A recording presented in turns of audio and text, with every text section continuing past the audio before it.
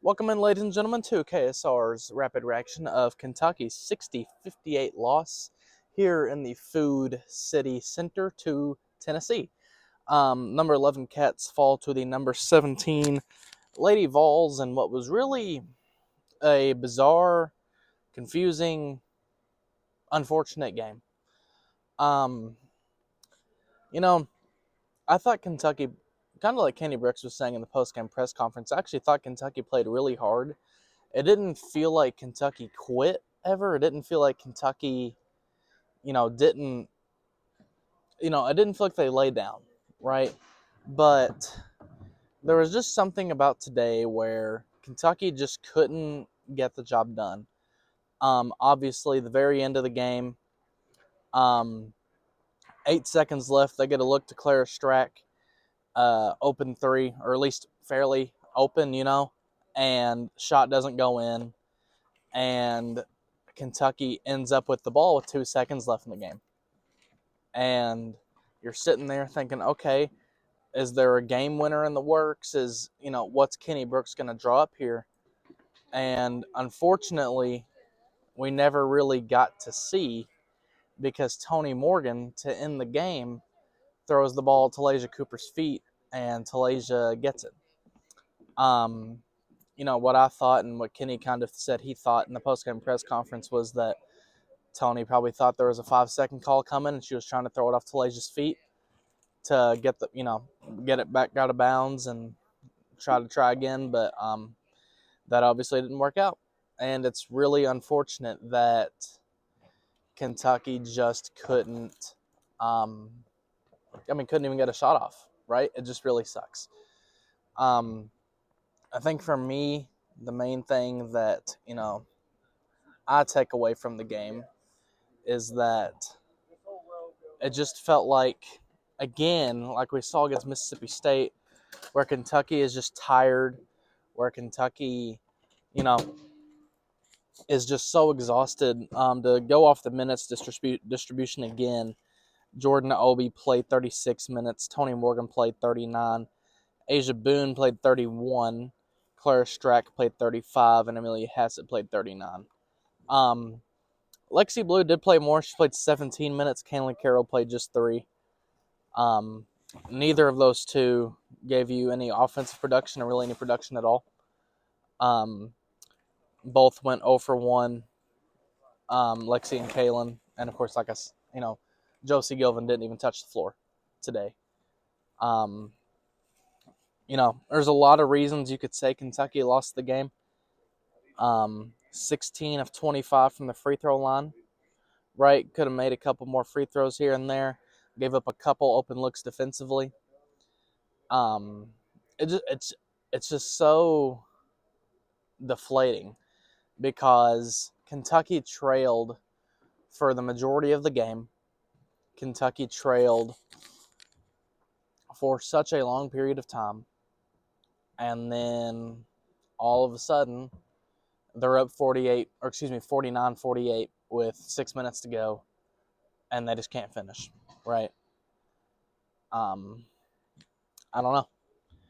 I really hate it, because it's funny, because after the Mississippi State game, I was sitting here talking about kind of the long term, right? I was sitting here talking about, well, how good is this team going to be, without Tiani Key? How good can this team really be playing a 6-player rotation or whatever? And I still think that's a valid question. Obviously, I still think that is a talking point for us.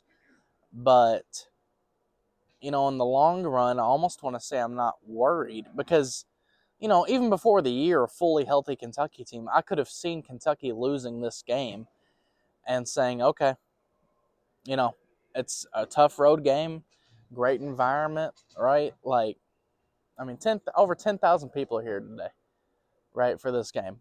That's a great women's basketball crowd. It's one of the top 5 in the country, general crowds, right? And it's just really deflating again, because it felt like a win was right there. If Kentucky won this game, I wouldn't say they deserved it. It was just a really ugly basketball game. Kenny Brooks in his post-game press conference said they set women's basketball back 15 years today with how both teams played. It's just one of those things where, look, like I said, in the long run, I'm actually not even super worried because I'm gonna dig into it right for you all. But sounds like that Tiani Key could come back hopefully sooner rather than later. Got some word that they said something on the broadcast of something of the sorts like she may not be gone for too much longer, right? When she was originally hurt and kind of like right after basically right after they figured out her elbow stuff, right? I believe Kenny Brooks said it could be a few weeks.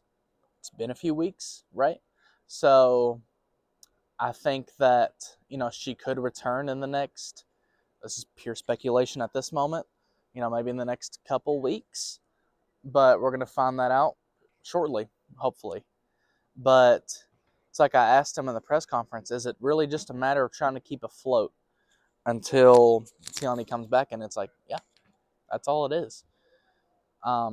Kentucky's lost 3 of its last 5. And, we hate to be sitting in this position, right? Kentucky is 17-4, 4-3 in the SEC.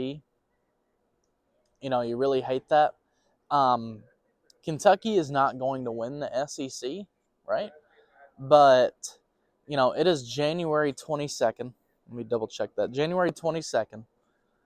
And there's still over a month of regular season play left. I'm going to pull it up real quick. But just when you think about the rest of the regular season, I think right now it's you try to keep afloat until Tiani Key comes back. And then it's about just trying to find your rhythm, trying to find your stride at the perfect time heading into the SEC tournament. So Kentucky loses today. They play a really good Georgia team on Sunday. And to be honest, that's another very losable game. Georgia received votes in the latest AP poll. I would expect Kentucky to win that game. I'm going to pick Kentucky to win that game when that time comes. But it is not a certainty, right? You play at Arkansas, that's a game Kentucky should win, right? And then you play Vandy at home, number 5 Vanderbilt right now. You play at Texas. That's a really rough one. Number 4 Texas right now. Texas A&M at home. That's a game you should win. Ole Miss at home. They're really good. Kentucky probably should win, but it's almost like a toss-up kind of game. Vandy on the road, like I said, the number 5 in the country. At Auburn, that's a game Kentucky should win, but it's a road game. And then South Carolina at home. We all know what South Carolina is. So, it is 9:40 p.m. Eastern Standard Time, January 22nd. Kentucky is 17-4. And when I look at the schedule, I personally see 1, 2, 3, 4 more.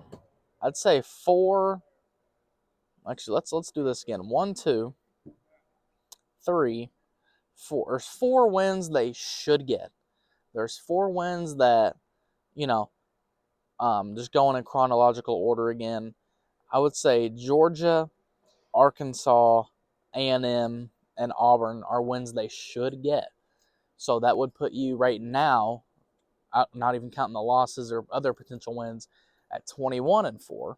Okay, so that's a 20-win season. I think we're all fairly happy with that. At that point, you're talking about 7-3 in the SEC.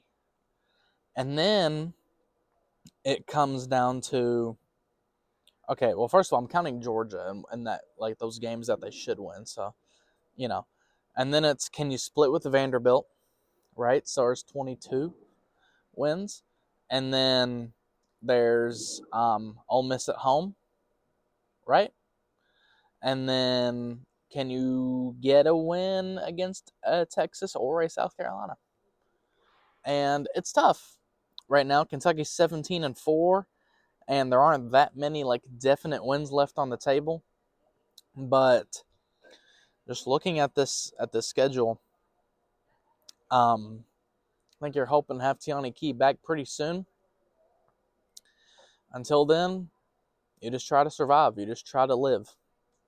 And this is a really unfortunate loss today. But like I said, in the preseason, I picked Kentucky to lose this game, and that's when Kentucky's fully healthy. Tennessee's really good. They're really talented. They are hitting their stride at the perfect time. They are now 6-0 in the SEC. I'm going to look real fast. South Carolina was in a close game against Oklahoma. Might have lost. Let's see. South Carolina versus Oklahoma. I cannot seem to find it right now. 1 second, folks. I'll have it for you in about 2 seconds. At least I should. But regardless, my point being, like, South Carolina was undefeated, and looks like we're heading to overtime at the moment. I'm going to see if there's anything else updated from that. It would be kind of interesting, admittedly, to see how that game shapes up. And, all right, semi-breaking news. Oklahoma beat the absolute crap out of South Carolina in overtime. And with 48 seconds left, Oklahoma leads 91-79. So I guess it's just Tennessee and Vandy that are undefeated in SEC play still. So there you have it. There you go. That tells what you need to know about the SEC. So, Kentucky beat Oklahoma. Oklahoma just blew out South Carolina, it looks like. SEC, it's very up and down across all 16 teams, really. I'm Phoenix Stevens here with KSR's Rapid Reaction here in the Food City Center. Kentucky loses 60-58. Can't speak right now, apparently. I can't wait to get the hell on out of here. Nice arena, nice hospitality, I guess, but all this orange makes me want to vomit. I'm going to get to working on post-game content, get to working on things for you all. So thank you all so much for tuning in.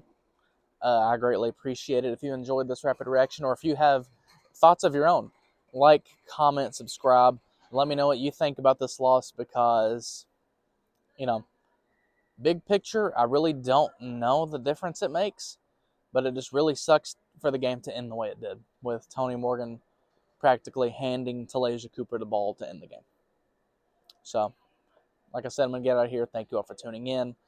I will be back here next time, Sunday afternoon, when Kentucky plays Georgia. Hopefully that one's a win. Hopefully this is a losing streak that doesn't last very long. Go Cats, and I will see you all next time. Peace out.